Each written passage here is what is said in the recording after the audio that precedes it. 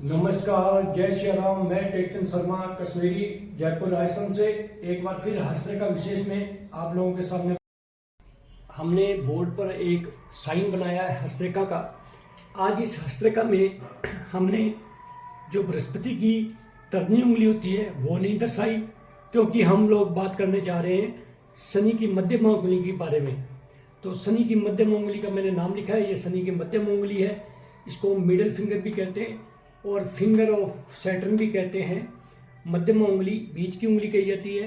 यह शनि की उंगली, भाग्य की देवी भी इस उंगली को कहते हैं। शनि की उंगली का, मध्यम उंगली का ऊपर का जो पोर होता है इसको प्रथम पोर, इस राशि में मकर राशि का निवास माना गया है।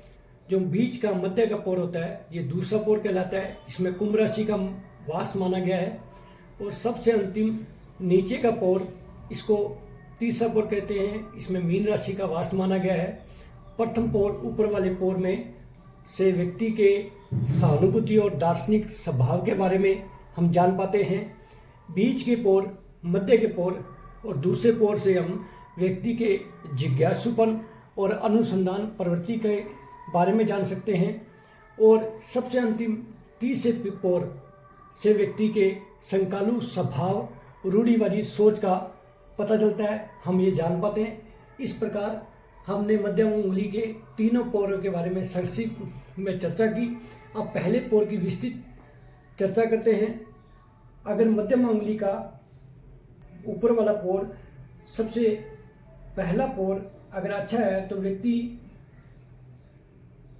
के जीवन में सफलता मिलेगी, व्यक्ति की सफलता का सूचक है। क्योंकि कोई भी भाग्य रेखा का अंतर शनि पर्वत माना गया है, और अगर शनि की तरफ कोई भी भाग्य रेखा आती है या शनि की उंगली लंबी है तो व्यक्ति विशेष कैटेगरी का होता है, उसमें विशेष एबिलिटी होती है और विशेष उसका भाग्य जागृत होता है, इसलिए भाग्य का सूचक माना गया पहला पोर।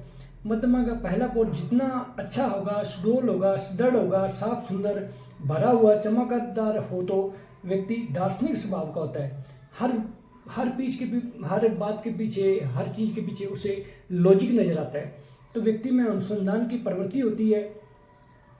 विशेषता सहानुभूति, प्रेम दूसरों से करने वाला, सहानुभूति रखने वाला, दूसरों की मदद करने वाला, दूसरों के प्रति अच्छी फीलिंग दर्शाने वाला व्यक्ति होता है।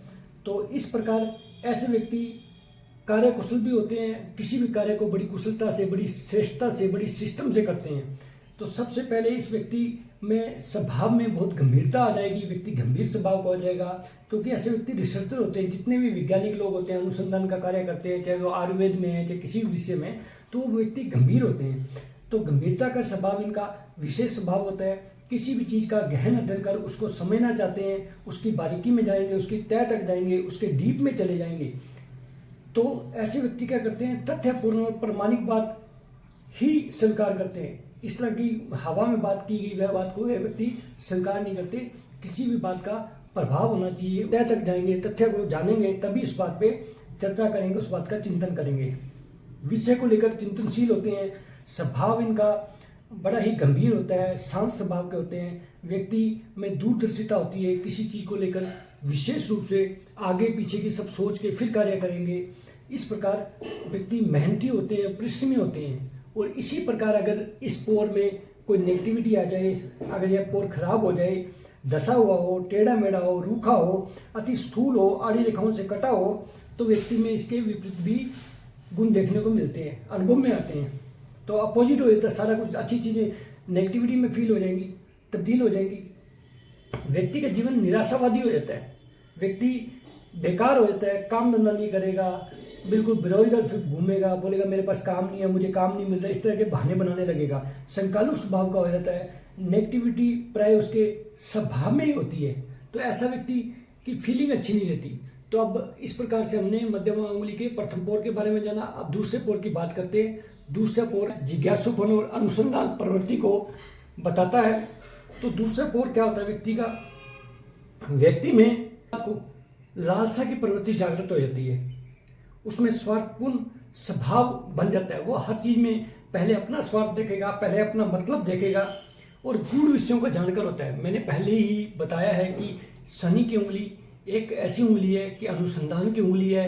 अगर दूसरा पर्व इसका अच्छा होगा, सुंदर होगा, साफ सुथरा होगा, गोल होगा, मांसल होगा, तो व्यक्ति में अनुसंधान की प्रवृत्ति हो जाती है। वो गूढ़ विषयों में अध्ययन करने की रुचि रखता है। जिस प्रकार ज्योतिष का कार्य हो, कोई व्यक्ति वैज्ञानिक बनता है, किसी चीज का अनुसंधान करता है, तो ये शनि के दूसरे पर्व से देखा जाता है। जिन लोगों की मध्यम उंगली का दूसरा पर्व सुंदर, साफ, मांसल, गोल, चिकना, अच्छा, लंबा होता है, वह लोग कभी घाटे का शोधन नहीं करते।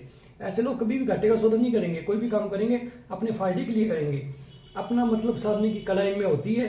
मौके को बनाना भी बिल्कुल अच्छी तरह जानते हैं सब। ऐसे लोग भौतिक युग में, इस युग में साम दाम दंड भेद की नीति को जानते हैं। अपनी प्लानिंग योजना को येन पेन केन पर केन अपने लक्ष्य तक पहुंचाने में सफल होते हैं। और यही पोर अगर पीड़ित हो जाए, रूखा हो, कटा फटा हो, नेगेटिव हो, आधी रेखाओं से कटा हो, बद्धा हो, तो विपरीत गुण देखने को मिलेंगे। को लोग पर गिला लेंगे, यानी कि उसमें बौद्धिक क्षमता कम हो जाएगी। वो बिना तथ्य को जाने, बिना कोई प्रैक्टिकल किए काम कार्य कर लेगा, नुकसान खा लेगा, घाटा हो जाएगा जीवन में। तो व्यक्ति का विशेष रूप से भाग्य का लाभ उस व्यक्ति को नहीं मिलता अगर दूसरा पोर किसी व्यक्ति का खराब हो जाए। इसी प्रकार मध्यम उंगली के तीसरे पोर को लेते हैं। तीसरा पोर व्यक्ति की संकालु स्वभाव और रूढ़िवादी सोच को प्रेडिक्ट करता है। मध्यम के तीसरा पोर में अगर ये पोर अच्छा है, फिर भी व्यक्ति उदासीन प्रवृत्ति का हो जाता है, रूढ़िवादी उसकी सोच बनेगी। व्यक्ति शांत, अंतर्मुखी और कंजूस प्रवृत्ति का भी होता है, लेकिन कार्य कुशलता उसमें होती है। व्यक्ति कर्मठ होता है, अपने काम के प्रति वफादार होता है, कार्य की उसके पास निरंतरता होती है। ऐसे लोग गवर्नमेंट जॉब में होते हैं, वकील होते हैं, सीए होते हैं, बैरिस्टर होते हैं। तो ऐसे लोग गवर्नमेंट जॉब के अलावा बड़े बड़े पदों पर भी होते हैं, बड़े बड़े व्यापारी हो सकते हैं, बड़े कोई बिजनेसमैन होते हैं, प्राइवेट जॉब में भी अच्छा नाम कमाते हैं। तो इस प्रकार ऐसे व्यक्ति के जीवन में कार्य की निरंतरता है, यानी कि स्टेबिलिटी होती है, जॉब अच्छा, कर्म अच्छा होता है, पैसा खूब होता है, सफल रहते हैं ऐसे व्यक्ति और एकाग्रचित्त होते हैं। और यही पोर अगर खराब हो जाए, किसी व्यक्ति का कमजोर हो जाए, कटा फटा हो, ज्यादा पतला हो, दाग धब्बेदार हो, आधी रेखाओं से कटा हो, तो व्यक्ति में नेगेटिव चीजों का वास हो जाता है, यानी कि उसके स्वभाव में नेगेटिव चीजें आ जाएंगी। आदर, गुण, स्वभाव, प्रकृति, प्रवृत्ति, नेचर सब यानी कि उसका खराब हो जाएगा, डामाडोल हो जाएगा। व्यक्ति क्या हो जाएगा, धूर्त हो जाएगा, अविश्वासी हो जाएगा, कामचोर हो जाएगा, आलसी हो जाएगा, दरिद्र होता है व्यक्ति, यानी पैसा नहीं रहता तो व्यक्ति दरिद्र हो जाता है। इस प्रकार हमने मध्यम उंगली के तीनों पोरों की विस्तृत चर्चा की। पहले पोर में मकर राशि का निवास माना गया। पहले पोर को प्रथम पोर ये सहानुभूति और दार्शनिक स्वभाव के बारे में बताता है। दूसरे पोर से व्यक्ति के क्या देखते हैं हम, जिज्ञासुपन और अनुसंधान प्रवृत्ति को देखते हैं। बीच वाले पोर को दूसरा पोर कहा गया, इसमें कुंभ राशि का निवास माना गया। और तीसरे पोर में मीन राशि का निवास माना गया, इसको तीसरा पोर कहते हैं, सबसे नीचे वाले पोर को, जो शनि पर्वत के ऊपर होता है। इससे व्यक्ति के संकालु स्वभाव और रूढ़िवादी सोच को प्रेडिक्ट करते हैं। बीच की उंगल को मिडिल फिंगर कहते हैं, शनि की उंगली कहते हैं, भाग्य की देवी कहते हैं। और मध्यम उंगली भी इसे मैंने हिंदी में लिखा है, इंग्लिश में इसे मिडिल फिंगर कहते हैं, फिंगर ऑफ सैटर्न भी कह देते हैं। इस प्रकार आज हमने मध्यम उंगली के बारे में चर्चा की। कल हम बात करेंगे सूर्य के अनामिका उंगली के बारे में, रिंग फिंगर के बारे में। यह उंगली यश, मान, प्रतिष्ठा और किस प्रकार से क्या इसके पोरों के महत्व है, क्या जीवन में व्यक्ति के जीवन में महत्व रखती है, उंगली में सक्सेस कितनी मिलती है। और अगर ये इसमें कोई भी नेगेटिव चीज़ें हो, ये इस उंगली के पोर अच्छे ना हो, रेखाएं अच्छी ना हो, तो व्यक्ति के जीवन में क्या नेगेटिव प्रभाव पड़ेंगे। तो कल अगले वीडियो में मिलते हैं। धन्यवाद। जय श्री राम। आप हमारे चैनल को सब्सक्राइब करें। धन्यवाद। जय श्री राम।